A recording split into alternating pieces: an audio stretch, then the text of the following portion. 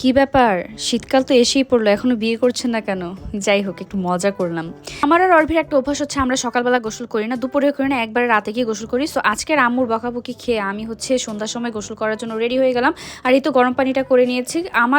আমার ঘরের সবাই এখনো ঠান্ডা পানি দিয়ে গোসল করে, কিন্তু আমি এই এক এলিয়েন হয়ে গেলাম যে কিনা এখনই আমি গরম পানি দিয়ে গোসল করি। আর এই তো আমি এখন গোসলের জন্য ঢুকে যাচ্ছি। বাট আমার আর অর্ভির সারা জীবনের একটা অভ্যাস, কিছু না কিছু ভুলে তো রেখেই যাব।